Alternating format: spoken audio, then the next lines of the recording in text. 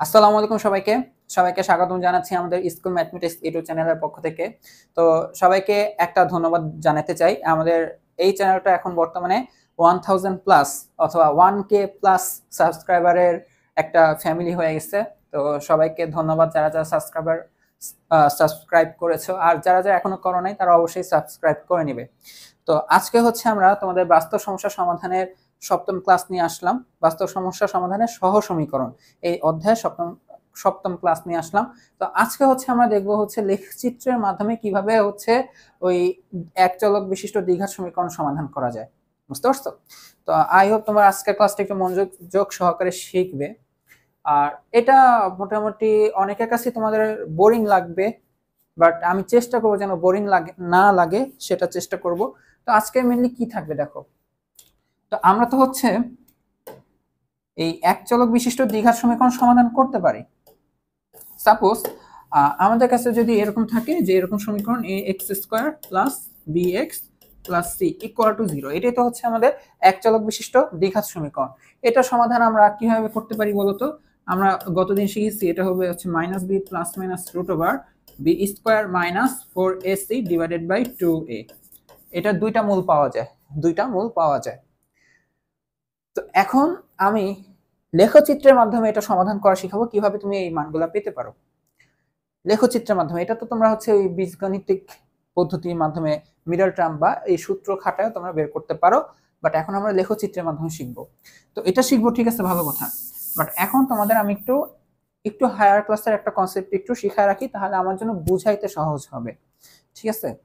তো মেইনলি একটা জিনিস তোমরা যদি একটু জানো যে ধরো x square equal to 4ay, এইটা এটা বলো তো এখানে কয় চলক? দুই চলক। এটা কয় চলক?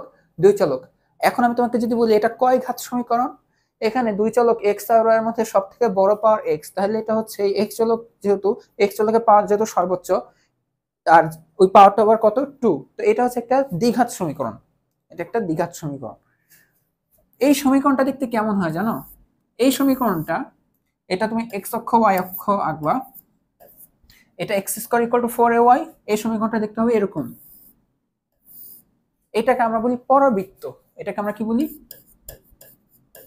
পরাবৃত্ত। তোমাদের তোমাদের নতুন কারিকুলামের দশম শ্রেণীতে থাকবে কি থাকবে না সেটা আমি জানি না। পুরাতন সিলেবাসেও দশম শ্রেণীতে ছিল না। উচ্চ মাধ্যমিকে যে সেকেন্ড পেপারে ম্যাথের বর্তমান কারিকুলামের আর কি, যারা ইন্টারমিডিয়েটে আছো তাদের সিলেবাসে কনিক্স নামে একটা চ্যাপ্টার আছে। সেই কনিক্সের কনসেপ্ট হচ্ছে এটা, যে এই সমীকরণটা একটা পরাবৃত্ত নির্দেশ করে। পরাবৃত্ত কাকে? আমরা দুনিয়ার এই টাইপের শেপগুলোকে দেখলে আমরা বলি পরাবৃত্ত। যেমন এটা একটা পরাবৃত্ত, এটা একটা পরাবৃত্ত। এইগুলো এক একটা কি বলতো? পরাবৃত্তের সমীকরণ। আর এই পরাবৃত্তটা কোথায়? যেখানে এই যে এক্স অক্ষকে যে স্পর্শ করে গেছে, দেখো এটা এক্স অক্ষ, আর এটা কি বলতো? ওয়াই অক্ষ। এটার উপর স্কয়ার না, এই জন্য এক্স অক্ষকে মূল বিন্দুতে স্পর্শ করছে। এক্স অক্ষকে মূল বিন্দুতে স্পর্শ করছে, এইটা সমীকরণ হচ্ছে এইটা। ঠিক একইভাবে তোমার কাছে যদি এরকমটা থাকতো Y square equal to 4ax, এটাও কি দ্বিচলক, দুই চলকের, বাট ওয়াই এর স্কোয়ার, তার মানে দ্বিঘাত। বাট এটা ওয়াই এর উপর যেহেতু স্কোয়ার, এইটার লেখচিত্র হবে হচ্ছে এরকম। যার উপর স্কোয়ার হয় তাকে টাচ করে যায়, তাকে কি করে যাবে? সেই অক্ষটাকে, এটা ওয়াই স্কোয়ার, তো ওয়াই কে মূল বিন্দুতে এভাবে স্পর্শ করে যায়। বুঝা গেছে? তো যাই হোক, তো এগুলো হচ্ছে আদর্শ সমীকরণ, মানে একদম মূল বিন্দুতে শীর্ষ ওইগুলা। আচ্ছা, পরাবৃত্তের এই যে যেখানে বাঁকটা নেয় এইটাকে বলা হয় শীর্ষ। এটাকে কি বলা হয়? শীর্ষ। বুঝা গেছে? তো এইটুকু তোমাদের একটু চিনায় রাখলাম, এগুলাকে আমরা কি বলি? এক একটা পরাবৃত্ত বলি।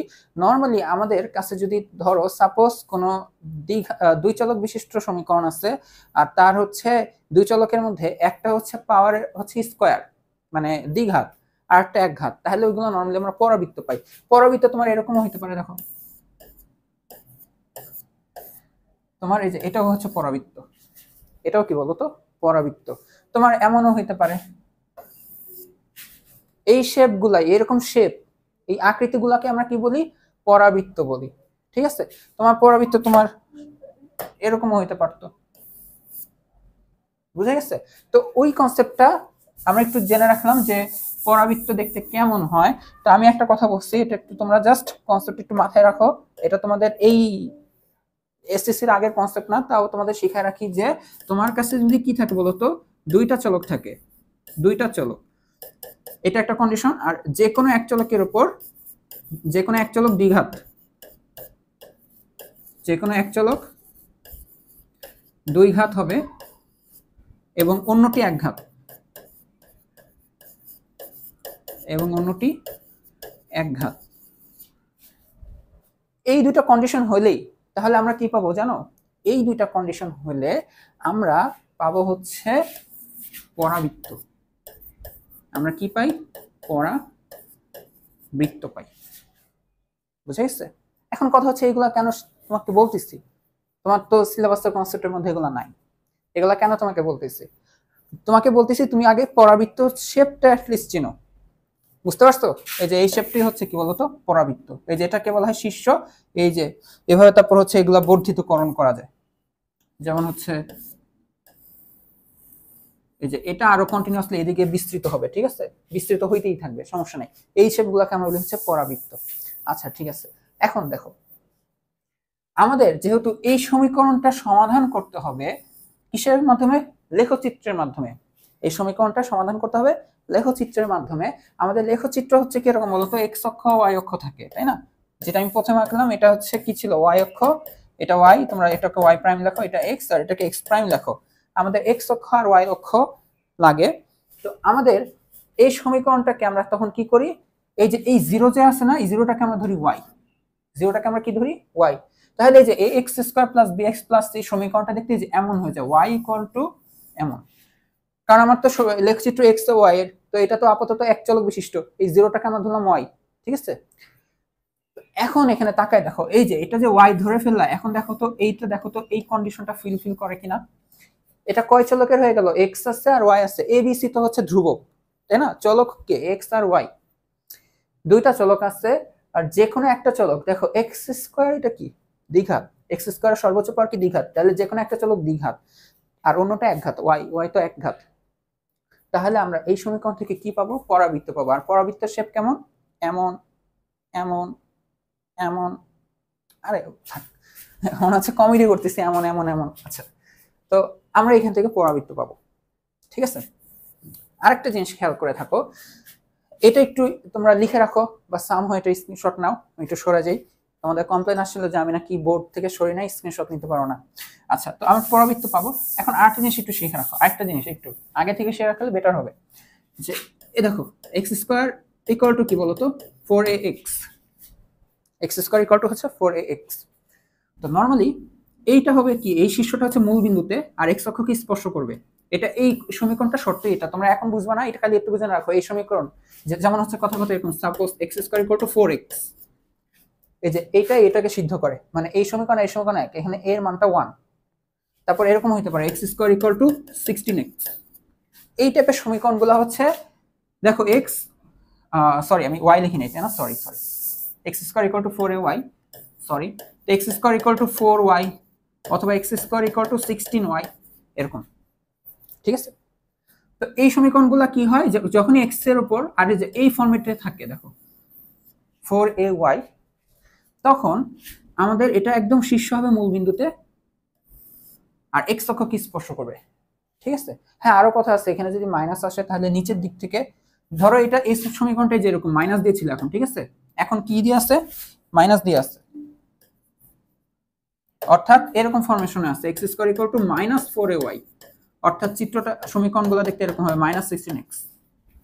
তাহলে এটা চিত্র হবে এরকম, নিচ দিয়ে যাবে। এটাকে আমরা বলি খোলা সাইড। খোলা সাইডটা উপরে, মাইনাস যদি ডান সমীকরণের পাশে থাকে, খোলা সাইডটা নিচে হয়, ঠিক আছে? আচ্ছা, তো যেটা বলতে চাচ্ছি যে একদম যদি এই সমীকরণ না হয়, সাপোজ হচ্ছে তোমার এরকম আসছে, এই যে এটা তো কাটায় কাটায় হচ্ছে, দেখো এরকম x square equal to 4ay, এটার সাথে কম্পেয়ার করতে পারতেছো না, বাট অ্যাটলিস্ট বোঝা যাচ্ছে এক্স এর দ্বিঘাত আর ওয়াই এর কি একঘাত। এক্স এর দ্বিঘাত হলেই আমাদের সমীকরণগুলা এই টাইপের হয়। এই যে এই খোলা সাইডটা উপরের দিকে, মানে এক্স অক্ষকে, দেখো এখানে কি এক্স অক্ষ কি স্পর্শ করছে, কারণ এই যে এক্স স্কোয়ার দেখে, আর যদি তুমি পারফেক্টলি এরকম ভাবে না নিয়ে আসতে পারো যে এই ফর্মেশনে আসে নাই, বাট এই যে এটা দেখো ax square plus bx plus c, তাহলে এটা x অক্ষকে এরকম ভাবে ছেদ করে যাবে। এর একদম কাটায় কাটায় এই সমীকরণে আনলে স্পর্শ করবে x অক্ষকে, আর না হলে এটা কি হবে, x এর দ্বিঘাত, তো তাহলে x অক্ষকে ছেদ করে যাবে। বুঝে গেছে? বাট অ্যাটলিস্ট এটা হবে না, এরকমটা হবে না। এটা তো y অক্ষকে ছেদ করছে, y এর দ্বিঘাত হওয়া লাগতো, তাহলে x এর একঘাত হওয়া লাগতো এই ঘটনার ক্ষেত্রে। বুঝে গেছে? তো তোমার যদি এগুলো বুঝতে অনেক বেশি কঠিনও লাগে, তুমি এত ভয় পাও না, তুমি জাস্ট ক্লাসটা করো। আমি অনেক ডিপ কথাবার্তা বলতেছি, কঠিন লাগতে পারে, তো এত বেশি ভয় পাও না, একটু পরে সোজা হয়ে যাবে। তো যেটা বলতে চাচ্ছি, যার উপর দ্বিঘাত থাকবে হয় তাকে স্পর্শ করে যাবে, না হয় তাকে ছেদ করে যাবে দুইটা পয়েন্টে। এই যে এই দুইটা পয়েন্ট না, এই দুইটা পয়েন্টই হচ্ছে কি জানো, এই দুইটা পয়েন্টই হচ্ছে তোমার সমাধান। এই দুইটা পয়েন্টই তোমার কি হয়, সমাধান হয়। কেননা তোমার সমীকরণে কি হয় বলতো, তোমার সমীকরণে ছিল এই যে এই x square plus bx plus c equal to 0, অর্থাৎ তুমি 0 জায়গায় কাকে বসাইছো, y কে, তার মানে y ইকুয়াল টু 0 যারা যারা শো করবে, y ইকুয়াল টু 0 যারা যারা শো করবে তারাই হচ্ছে কি x অক্ষকে ছেদ করবে, তাই না? আর ওইটাই তোমার সমীকরণের সমাধান। এই যে দেখো এই পয়েন্টটাতে, দেখো এই পয়েন্টটা আমি তোমাকে যদি স্থানাঙ্ক জিজ্ঞেস করি, তুমি কত বলবা, 5,0 বলবা, তাই না? অথবা 10,0 বলবা, যাই বলো না কেন, কোটির মান কি বলবা, 0। এই পয়েন্টটা ঠিক একইভাবে এই পয়েন্টটা কি বলবা বলো তো, এই পয়েন্টটাকেও তুমি 15,0 হাবি জাবি 0 বলবা, কোটির মান তোমার কি আসবে বলো তো, 0। আর এই দেখো তোমার ওয়াই জায়গায় তো 0 জায়গায় ওয়াই বসাইছো, তাহলে এইটাই তোমার, এই দুইটা বিন্দুই তোমার সমীকরণের সমাধান। বুঝতে পারছো? আই হোপ তোমার কথাগুলো একটু বুঝতে পারতেছো। আমি জানি তোমাদের জন্য এটা একটু টাফ হয়ে যাবে, বাট আমি বইয়ের মতন সকল্ড ভাবে আর কি আন্দাজে বিন্দু নিয়ে এটা সমাধান করতে চাচ্ছি না। হ্যাঁ, বাট আমাকে বিন্দু নিয়ে আগাইতে হবে, বুঝছো? একটু আবেগপ্রবণ হয়ে যাচ্ছে যে তোমাদের সাথে এভাবে করবো বা এইসব করবো হাবি যাবি। আচ্ছা, তো যাই হোক, তো এখন আমরা মেন কথাতে আসি। তো মেন কথা হচ্ছে, তোমার কাছে যদি এরকম দ্বিঘাত সমীকরণ থাকে ax square plus bx plus c equal to 0, তা আমাদের যদি লেখচিত্র সমাধান করতে হয়, তাহলে আমরা এই 0 জায়গায় কি চিন্তা করব, 0 জায়গায় চিন্তা করব হচ্ছে y। তাহলে যে এক্স ওয়াই অক্ষ আমরা পাবো, ওইখানে আমরা কি করব, এই ছবিটা আঁকার চেষ্টা করব। এই সমীকরণ আমরা কিভাবে গ্রাফের ছবি পাই, এটার জন্য হচ্ছে কি আমাদের এক্স এর বিভিন্ন মানের জন্য ওয়াই এর বিভিন্ন মান ধরতে হয়। মনে পড়ে?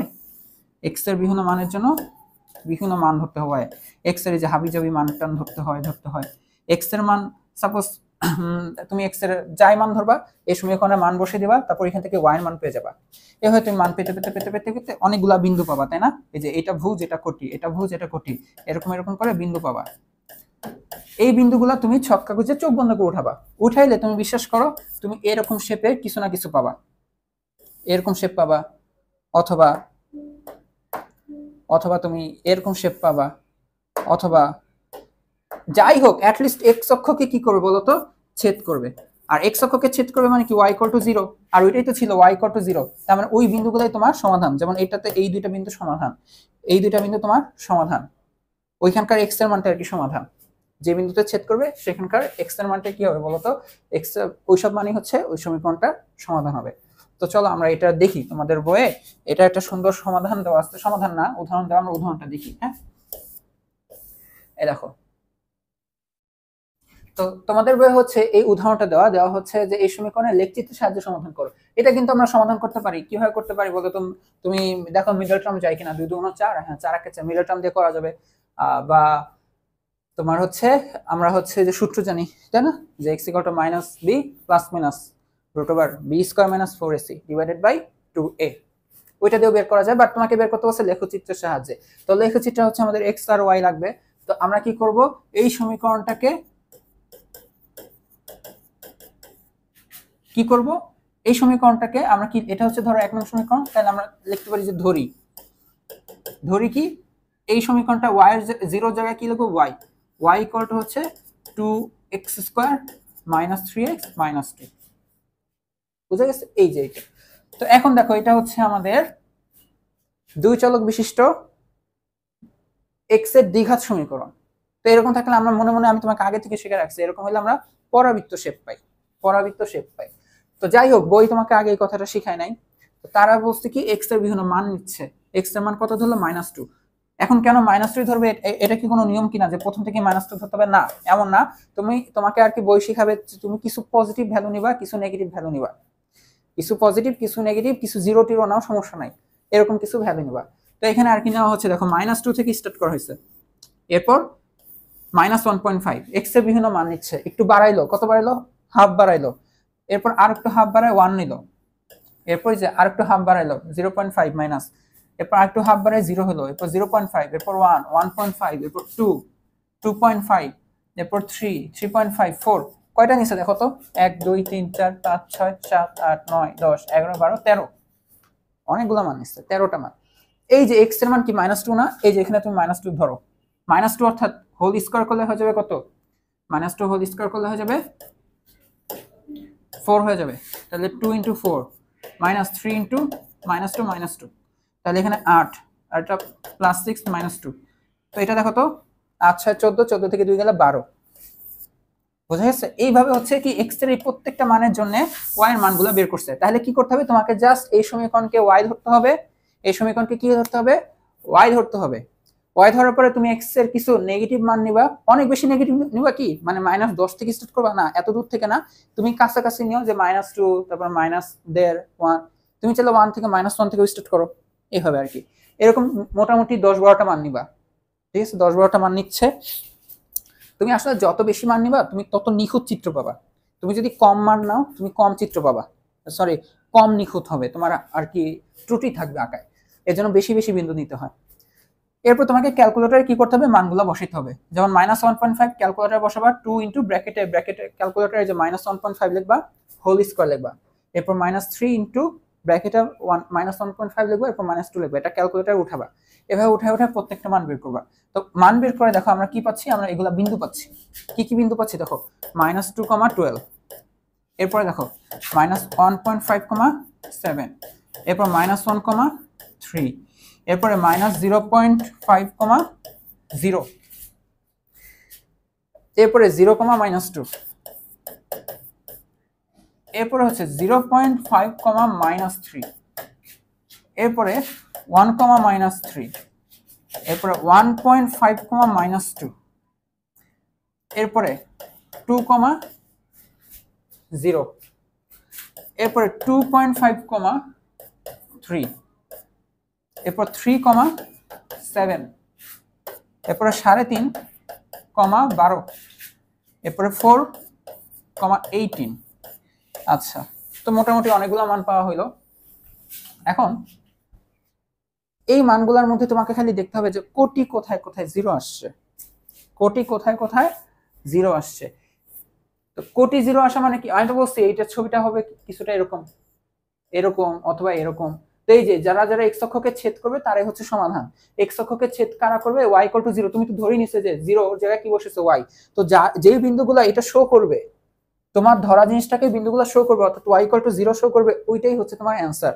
যেমন এখানে তাকায় দেখো, এখানে তো কোটি 12, এখানে 7, এই যে এইটার দিকে তাকাও, এই যে এইটা, এই অ্যান্সারটার দিকে তাকাও, এখানে হচ্ছে দেখো কোটির মান 0, তাহলে এখানে x এর মান হচ্ছে -1/2।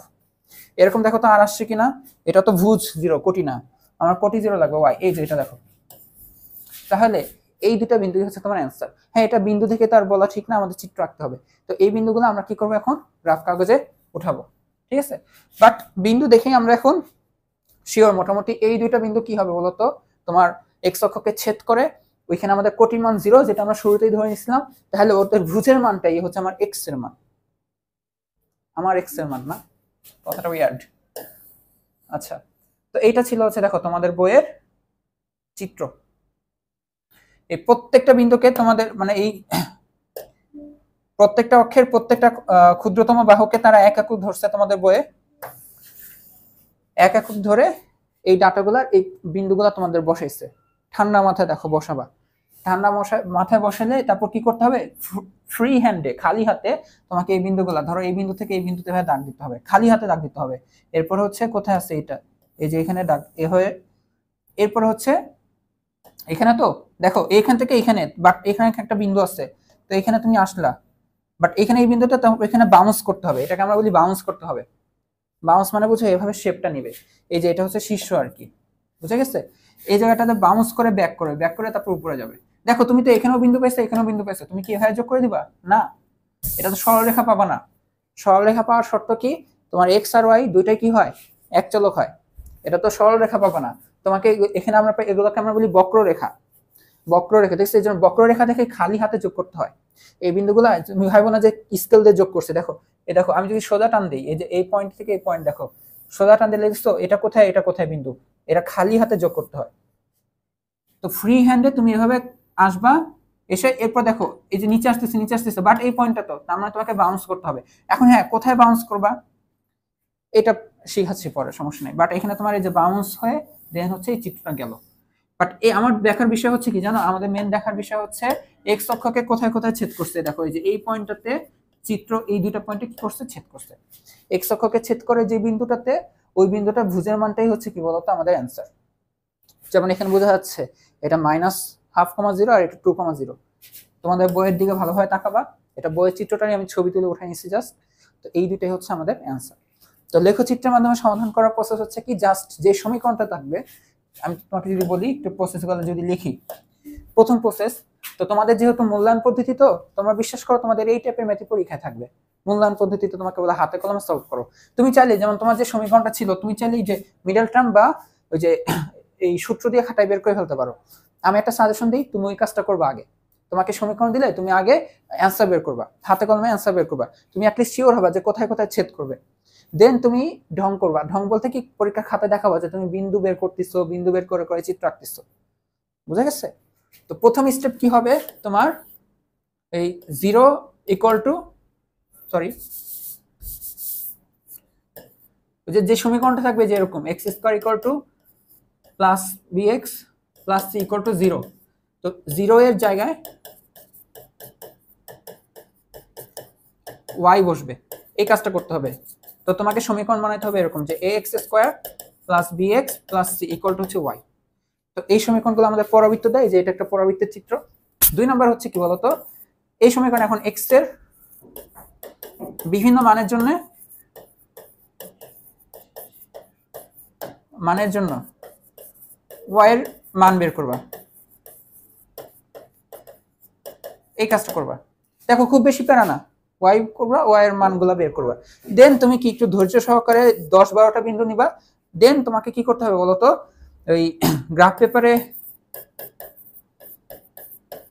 বিন্দু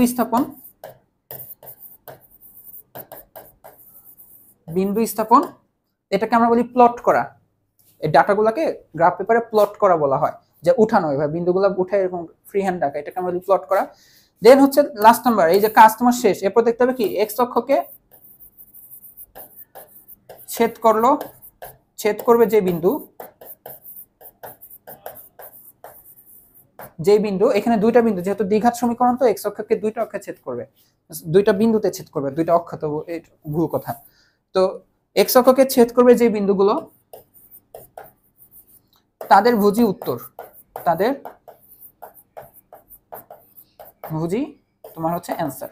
দেখো এটা সংক্ষেপে, এটা হচ্ছে প্রসেস। একটু স্ক্রিনশট নিতে পারো, ছবি তুলে লিখতে পারো, নিতে পারো। বেস্ট অপশন হচ্ছে খাতায় লেখা। বুঝছো, খাতায় লিখলে কোথাও কিছু হয় না। ফোনের ছবি, আমি যে ভার্সিটিতে ধরো সারা অনলাইন ক্লাস নেয়, যে তোমার কত যে স্লাইডের ছবি আমার ফোনের গ্যালারিতে পড়ে আছে, বিশ্বাস করো জীবনও খুলে দেখি না। তো বাট যেগুলো আমি খাতায় লিখি, ওইগুলো কখনো না কখনো পরীক্ষার আগে ঠিকই পড়া হয়। তো এর জন্য বেস্ট অপশন খাতায় লেখা। বুঝতে পারছো? তো এই 4টা প্রসিডিওর ফলো করলে আমাদের হচ্ছে চিত্র আঁকা হয়ে যাবে। তো চলো আমরা এখন একটা একক কাজ করি। আচ্ছা, তো তোমাদের হচ্ছে একক কাজটা হচ্ছে এরকম যে ওই সমীকরণটাই প্রথমে হচ্ছে সূত্র প্রয়োগ করে সমীকরণটি সমাধান করো এবং লেখচিত্রের সাহায্যে সমাধান করো। এটা তোমাদের বই অলরেডি করে দেওয়া আছে। তো একক কাজ হিসেবে আর কি করবো বলো তো, সেম সমীকরণটাই তোমাদের বই উদাহরণে ছিল। আচ্ছা, এখন হচ্ছে প্রাপ্ত উভয় সমাধান একই কিনা যাচাই করো। তো এই ক্ষেত্রে হচ্ছে আমি তোমাদেরকে কি করবো, এটা জাস্ট হাতে কলমে সলভ করে দিই, এটা তোমরা নিজেরাও করতে পারো।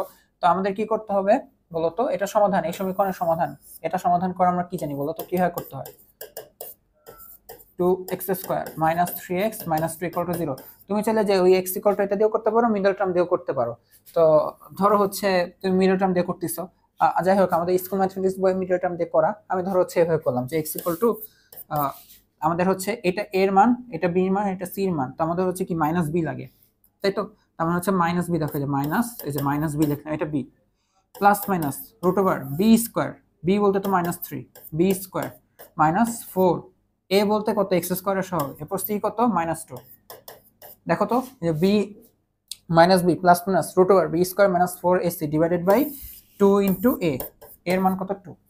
এখন দেখো এটা তাহলে কি আসে, দেখো তো মাইনাস মাইনাসে +3 plus minus root over -3 whole square মানে কি বলো তো, এটা 9 হয়ে যাবে, মাইনাস মাইনাসে প্লাস, এটা 2 2 4 4 4 16 আসবে ডিভাইডেড বাই 4 আসবে।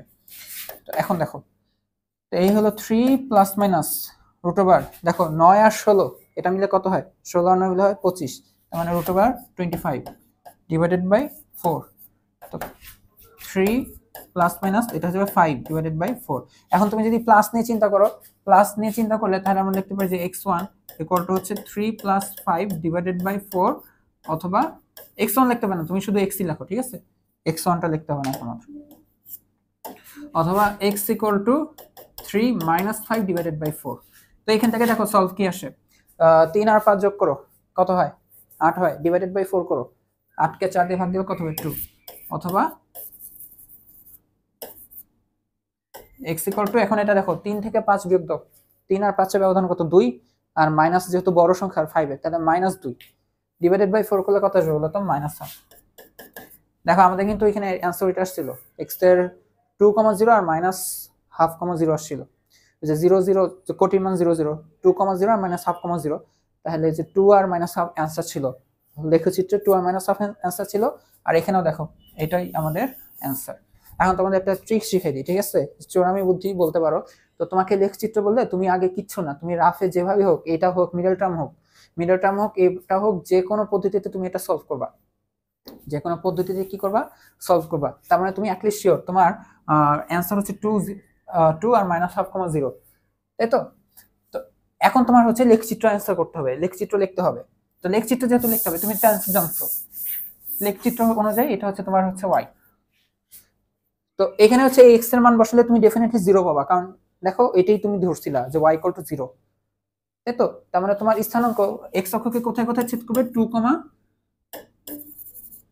2,0 আর -1/2,0, এটুকু তুমি শিওর হয়ে নিলা আগে থেকে। তো তুমি এমন একটা লেখচিত্র আঁকা ট্রাই করবা যে যেখানে আর কি 2,0 ধরো এই যে এটা, আর -1/2 এটা, তার মানে তুমি অ্যাটলিস্ট শিওর তোমার লেখচিত্র যে এইভাবে যাবে। এখন কতটুকু লম্বা হবে ওইটা নির্ভর করতেছে, কতটুকু লম্বা হবে সেটা আর কি নির্ভর করতেছে, অ্যাটলিস্ট তুমি একটুকু শিওর যে তোমার লেখচিত্রটা এই দিক দিয়ে আর কি যাবে। এখন তোমার চিত্রটা এমনও হইতে পারে, তোমার চিত্রটা আবার এমন চুক্ষাও হইতে পারে, হইতেই পারে। এই যে কোথায় বাউন্স করবে ওইটা এখন নির্ভর কোথায় করবে জানো, কোথায় বাউন্স করবে এটা নির্ভর করবে কোথায় জানো, এইটা নির্ভর করবে হচ্ছে তোমার, এটা নির্ভর করবে, এটা মুছে দিই, এটা লাগবে না আমার, একটু দেখাই দিই। তো এইখানে দেখো যেখানে তোমার y এর মানটা সেম আসবে, কোথায় বাউন্স ব্যাক করবে সেটার কথা বলতেছি, যেখানে দেখো y এর মানটা সেম আসছে, দেখো তাকায় দেখো কোথায় কোথায় y এর মান সেম আসছে, এই যে এইটা, এইটা আর এইটা, তাদের ভুজের মানটা নিবা, তাদের কি করবা ভুজের মানটা নিবা, তাই -1 আর 2.5 এটাকে গড় করবা, এটাকে কি করবা গড় করবা, -1 প্লাস 2.5, এটাকে গড় মানে কি 2 দিয়ে ভাগ করবা, গড় মানে কি যতগুলো যোগ করতেছো ডিভাইডেড বাই 2, এটা করলে তুমি পাবো হচ্ছে 0.75 মনে হয়, 0.75। তো এই জায়গাটাতে হচ্ছে x এর এই মানটাতে হচ্ছে তোমার বাউন্স করে, x এর এই মানটাতে কি হয় তোমার বাউন্স করে। তোমাদের যদি লেখচিত্রটা দেখাই, এটা ছিল না, এই দেখো বাউন্স যেখানে আর কি বাউন্স করবে তার ভুজের মানটা ছিল এই যে এটা, তার ভুজের মানটা কি হবে, জুম করে ফেলছি,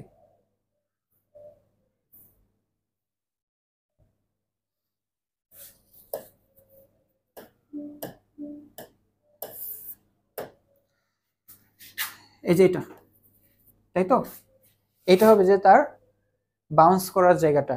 তো তুমি যদি তার ভুজের মানটা জানো, তুমি যদি তার ভুজের মানটা জানো 0.75, এই মানটা এখন কি করবা, তোমার সমীকরণটা কি ছিল বলো, তোমার সমীকরণটা ছিল এরকম তাই না, 2x² - 3x - 2 -3x - 2, এইটা। তো তুমি তো বুঝতেছো কোন x এর কোন মানে, x এর 0.75 হচ্ছে বাউন্স করে, 0.75। তো ওই যে y এর মানটাও তাহলে কত, ওইখানে y এর মানটা এই যে এই 0.75 এখানে বসে দাও, এখানে দেখো x এর মান 0.75 দিলে y এর মান পাবা না? তাহলে দেখো y এর মান তার মানে পেয়ে যাবে কত, দেখো কিছু একটা তো পাবা, আমি যদি দেখাই, ধরো 2 into 0.75 whole square minus 3 into 0.75 minus 2,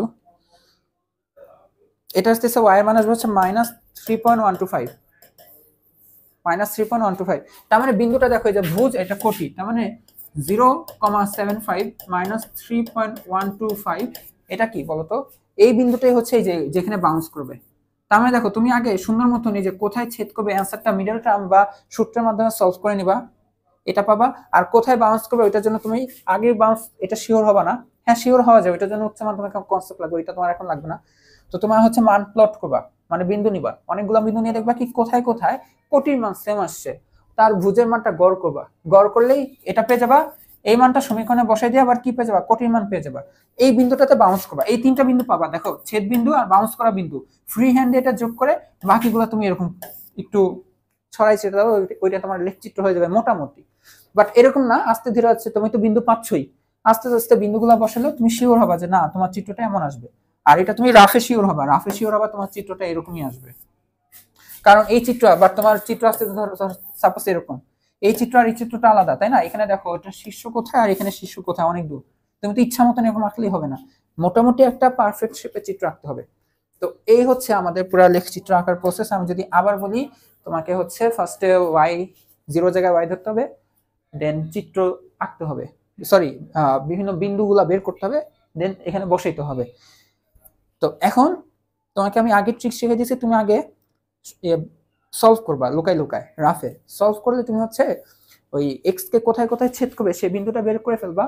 আর তোমার প্লট থেকে দেখবা যে কোথায় কোথায় কোটির মান সেম আসছে, তাদের ভুজের মানটাকে গড় করবা, গড় করলে তুমি হচ্ছে যে এটা পেয়ে যাবা, এই বিন্দুটা পেয়ে যাবা, এটার ভুজ পাবা, এটার কোটি পেতে হলে সমীকরণ আবার ভুজের মান বসাই দিবা। তো এই তিনটা বিন্দু তুমি শিওর হয়ে যাবা, দেন তোমার চিত্রটা খালি একটু এঁকে দিবা। বুঝতে পারছো? এই হচ্ছে কি আমাদের লেখচিত্র আঁকার পদ্ধতি। আর তুমি যদি একদম ভালোভাবে বিন্দু বসাইতে পারো, তাহলে তোমার ওই চোরামি করতে হবে না, মানে আগে আগে রাফ করে বের করতে হবে না। তুমি যদি ভালোভাবে ঠান্ডা মাথায় প্রত্যেকটা বিন্দু আস্তে আস্তে বসাও, পারফেক্টলি বসাইতে পারো ঠান্ডা মাথায়, তুমি অটোমেটিক এই শেপটাই পাবা। বুঝতে পারছো? তো যাই হোক, এই হচ্ছে আমাদের পদ্ধতিটা। চলো এখন তোমাদের বইয়ের আরেকটা ম্যাথ করি আমরা। আচ্ছা, তো এখন হচ্ছে আমরা 135 নম্বর পৃষ্ঠার একটা বাস্তব সমস্যা আর তার সমাধান করার চেষ্টা করব। এখানে বাস্তব সমস্যা হচ্ছে আমাদের এই চ্যাপ্টারটার সমস্যা ক্রিয়েট করছিল হচ্ছে সেতু। তো সেই সেতু কি হচ্ছে, সেতুর চাচাও সমস্যা ক্রিয়েট করছে। কি করছে, সেতুর চাচা হাসান সাহেব একজন ব্যবসায়ী। আচ্ছা, তিনি একজন পাইকারি দোকান থেকে এটা কত, একক, দশক, শতক, হাজার, অযুত 50,000, 50,000 টাকা দিয়ে কয়েক প্যাকেট কলম কিনলেন। আচ্ছা, মনে হয় কলমে বিজনেস করবে আর কি। আচ্ছা, অন্য একটি দোকানে প্রতি প্যাকেট কলম 2 টাকা করে কম হয় আগের সমান টাকার কলম কিনলেন। এবং আচ্ছা কি হইলো, আর একটা দোকান আছে, ওই দোকানে হচ্ছে কি সে 50,000 টাকার কলম এক দোকান থেকে কিনছে, বাট আরেকটা দোকান আছে ওইখানে প্রতি পিস কলমের দাম মনে হয়, তাই না, প্রতি প্যাকেট না, প্রতি পিস না, প্রতি প্যাকেট কলমের দাম 2 টাকা করে কম পড়ছে। এই জন্য সে কম পাওয়ায় আগের সমান টাকার কলম কিনলেন, মানে আগেও 50,000 টাকার কলম কিনছিল, এখনো 50,000 টাকার কলম কিনছে, বাট যেহেতু এখানে দাম কম এখানে বেশি কলম কিনছে, স্বাভাবিক। এবং তিনি 25 প্যাকেট কলম বেশি পেলেন, এই যেটা বলতেছিলাম, যেহেতু এখানে কম টাকায় পেয়েছে তাহলে সেম টাকা দিয়ে কিনলে বেশি কলম পাবে, তো 25টা বেশি কলম পেলো, 25 প্যাকেট আর কি। এখন হাসান সাহেব প্রথমে কত প্যাকেট কলম কিনছিলেন এবং প্রতি প্যাকেট কলমের দাম কত ছিল, মানে কয়টা প্যাকেট কিনছে আর প্রত্যেকটার দাম কত ছিল। আচ্ছা ভালো, আর কত টাকায় বিক্রি করে, এটা ছিল প্রথম প্রশ্ন। এরপর প্রতি প্যাকেট কলম কত টাকায় বিক্রি করলে তার মোটের ওপর 12,000 টাকা লাভ হবে। 50,000 টাকা ইনভেস্ট করে 12,000 টাকা উঠাইতে চাচ্ছে, সেই না? আচ্ছা, তো দেখি এটার জন্য তোমাদের একটা ছক আছে বইয়ে, তো দেখি এই ছকটা। আমি যদি ডাটা ভুলে যাই আবার উপরে যাব, ঠিক আছে? তো মনে থাকে না তো কত হাজার টাকা কিনছিল, জাস্ট আমি যদি একটু রিকল করি, 50,000 টাকায় কিনছিল, পরের দোকানে হচ্ছে 50,000 টাকায় 2 টাকা কমে হচ্ছে কিনছিল, তারপর কি করছিল, এটাই শেষ, এই জন্য 25টা প্যাকেট বেশি বেশি মনে হয়, 25টা। আর এরপর হচ্ছে কত টাকায় কত প্যাকেট কিনছে, এটা হচ্ছে প্রথম প্রশ্ন। আর দ্বিতীয় প্রশ্ন ছিল কি, কি ছিল বলো? দ্বিতীয় প্রশ্ন ছিল হচ্ছে 12,000 টাকা যেন লাভ হয়, কত টাকায় বিক্রি করলে, এরকম আর কি প্রশ্ন। তো এখানে আর কি ধরে দিচ্ছে যে এক্স প্যাকেট কিনেছিলেন, ঠিক আছে?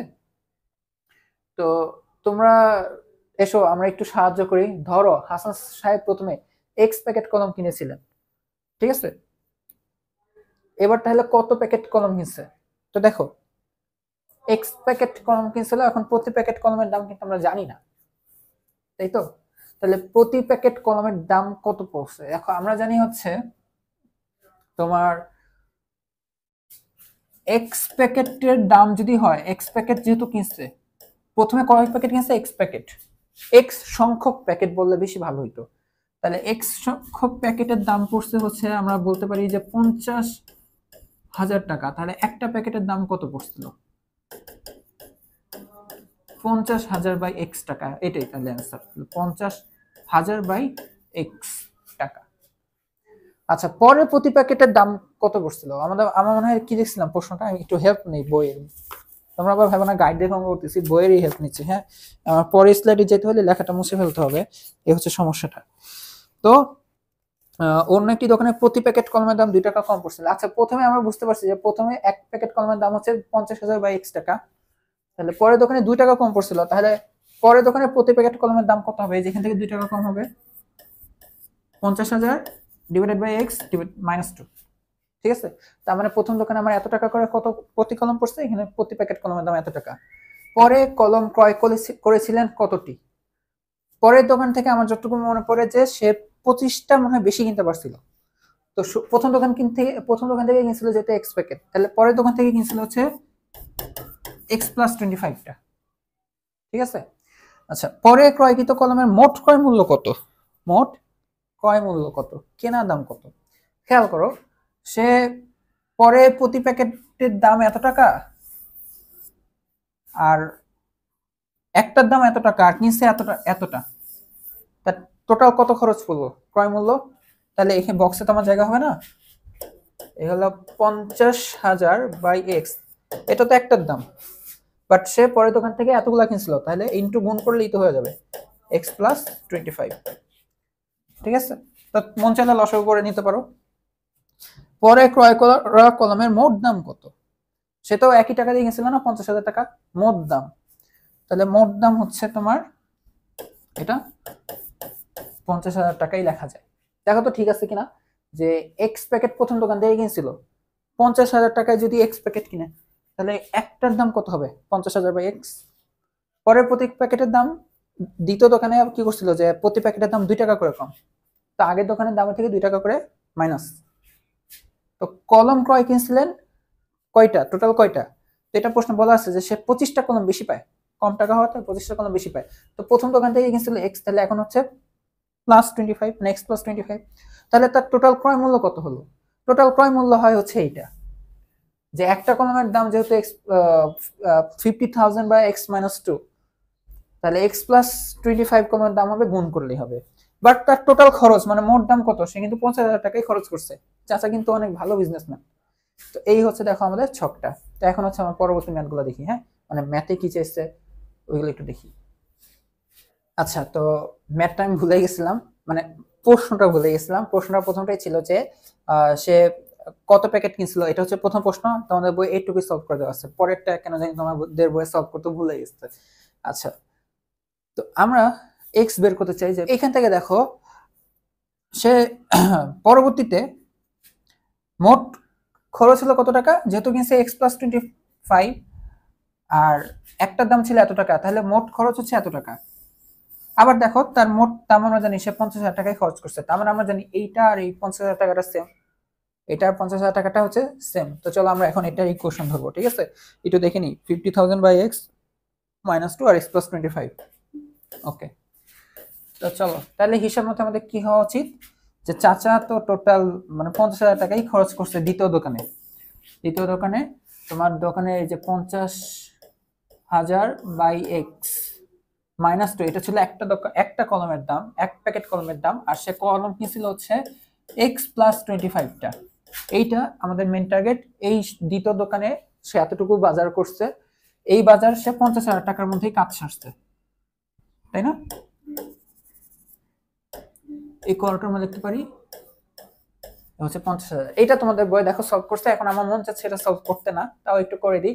তাহলে এখন আমরা কি করব, আমরা ধরো হচ্ছে ই করতে পারি, লসাগু করতে পারি, তাই না? তো লসাগু করলে আমরা এখানে কি পাবো বলতো, এক্স। তাহলে এই হচ্ছে 50,000 মাইনাস 2x, আর এই হচ্ছে গুণ আকারে থাকবে এক্স প্লাস 25, এই হচ্ছে 50,000। তো এই এক্সটা গুণ আকারে আছে নিচে, ওইখানে গুণ হয়ে গেলে আবার নিচে এইখান থেকে ওইখানে গেলে আবার গুণ হয়ে যাবে, নিচের ভাগটা ওই পাশে গেলে গুণ হয়ে যাবে।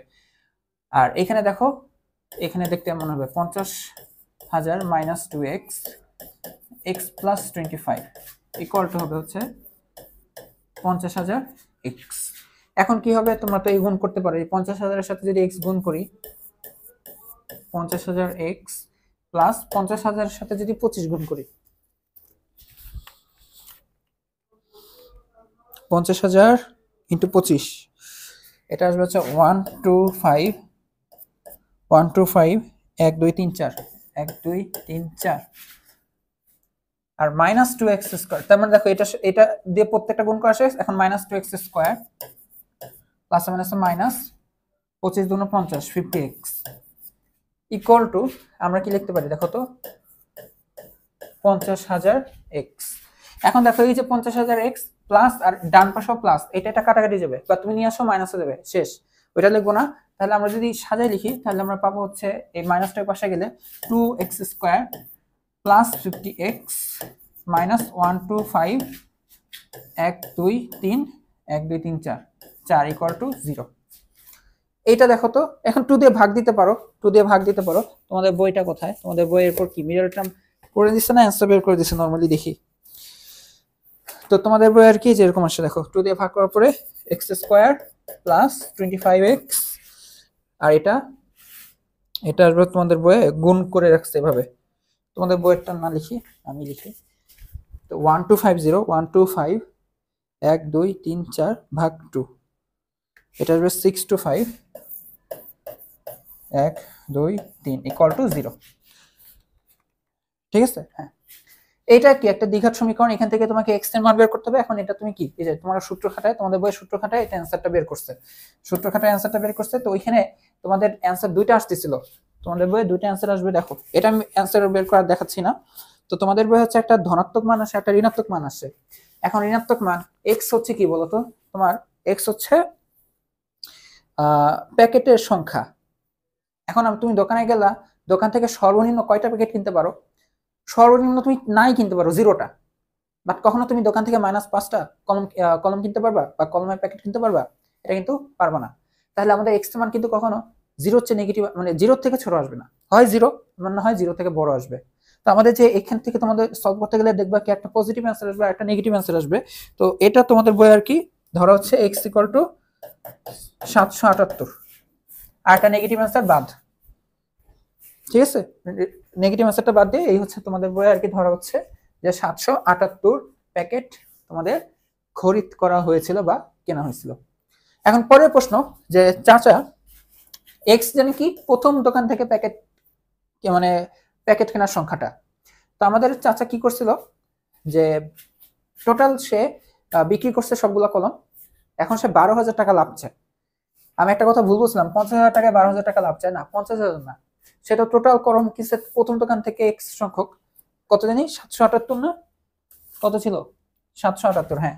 দ্বিতীয় দোকান থেকে কয়টা কিনছে তাহলে, যে এক্স প্লাস 25 মানে 778 থেকে এত বেশি। তো আমরা এখন দ্বিতীয় পার্ট করতেছি, 12,000 টাকা লাভ যদি বিক্রি করতে চায় তাহলে আর কি প্রতি কলমের দাম কত পড়বে, তাই না? এটাই না, এক প্যাকেট কলমের ক্রয় মূল্য, বিক্রয় মূল্য কত হবে, এটা জানতে চাওয়া হচ্ছে। তো আমরা মাত্র পাচ্ছি, সরি, তো আমরা মাত্র পাচ্ছি যে এক্স এর মান পাচ্ছি হচ্ছে 778। তো প্রথম দোকান থেকে সে এই কয়টা কলম কিনছে, তাই তো? তার মানে প্রথম কলম, মানে প্রথম দোকানের কলম সংখ্যা, প্রথম দোকানের ক্রয়কৃত কলম সংখ্যা কত আসছে, 778টি। তাহলে এখন আমাকে বলো দ্বিতীয় দোকান থেকে কয়টা কলম কিনছে? ওই যে তোমাদের চার্টের দিকে তাকাও, আর এমনি উদ্দীপক পড়ো বা প্রশ্ন পড়ো, 25টা বেশি পায়। 778 প্লাস 25টি, তো এটা কত আসে দেখো তো? 78-এর সাথে 20 যোগ করো, 88 98 হয়। আর 5 যোগ করলে কত হয়ে যাবে? 98 3 হয়ে যাবে। তার মানে এটা হয়ে যাবে কি 803, 803টি। তার মানে মোট কলম কয়টা? মোট কলম সংখ্যা, মোট কলম সংখ্যা হচ্ছে 778 তো প্রথম দোকান থেকে, আর দ্বিতীয় দোকান থেকে আসে 803টা। তাহলে দেখো কত আসে, 8 আর 3 এর যোগফল কত হয়? 11, আর আছে 1, 7 আর 0 7, এই হলো 8, আর 8 সাথে হচ্ছে 15, তার মানে 1581টি। ঠিক আছে, 1581টি। তার মানে আমাদের চাচা দুই দোকান থেকে টোটাল এই কয়টা কলম কিনছে। আর তার মোট খরচ কত হয়েছে বলতো? মোট ক্রয়কৃত খরচ বা ক্রয় মূল্য আর কি। মোট ক্রয় মূল্য, সে প্রথম দোকান থেকে 50,000 টাকায় কিনছে এই কয়টা, দ্বিতীয় দোকান থেকে 50,000 টাকা আর 25টা বেশি কিনছে। তার মোট ক্রয় কিন্তু ছিল 50,000 প্লাস 50,000, তাহলে টোটাল কত দেখো? লাখ টাকা। 1 লাখ, দেখো একক, দশক, শতক, হাজার, অযুত, লক্ষ। দেখো এত টাকা লেখার অভ্যাস নাই তো, একক, দশক, শতক, হাজার, অযুত, লক্ষ। 1 লাখ টাকা সে কলম কিনছে। এখন সে বিক্রয় করবে তাই তো, বাট তার লাভ থাকতে হবে 12,000 টাকা। তার মানে দেখো তার মোট বিক্রয় মূল্য কত হওয়া উচিত?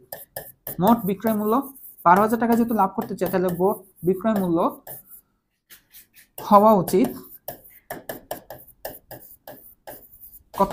এই একক, দশক, শতক, হাজার, অযুত, লক্ষ প্লাস 12,000, এত টাকা। তাহলে এটা আমরা লিখতে পারি কত? 11200।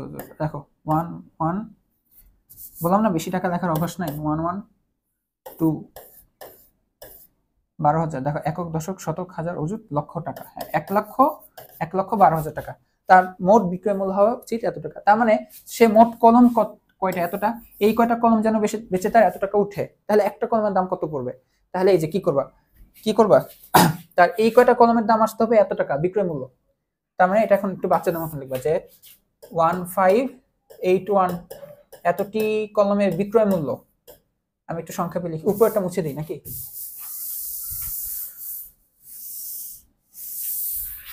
তার মানে এখন আমরা লিখতে পারি যে 1581 এতটি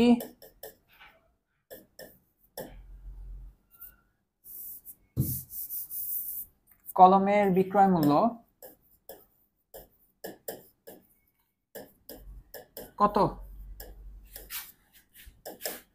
এতটি কলমের বিক্রয় মূল্য হচ্ছে 1,12,000 টাকা। আবার দেখি তো ঠিক লিখছি কিনা, একক, দশক, শতক, হাজার, অযুত, লক্ষ। হ্যাঁ, তাহলে একটা কলমের বিক্রয় মূল্য কত হওয়া উচিত বলতো? 112,000 ডিভাইডেড বাই 1581, এত টাকা। দেখো ভাগ দিই, 112 1 2 3 ভাগ 1581, 70.8। আচ্ছা, 70.8 টাকা। প্রতিটি কলমের প্যাকেটের দাম হওয়া উচিত 70.8 টাকা। এই টাকা যে সে যদি বিক্রি করতে পারে তাহলে সে টোটাল 12,000 টাকা লাভ করবে। তো এটা ছিল হচ্ছে তোমাদের বইটার সমাধান। আই হোপ তোমরা বুঝতে পারছো, তাই না? আর কঠিন লাগলে অবশ্যই জানাবে।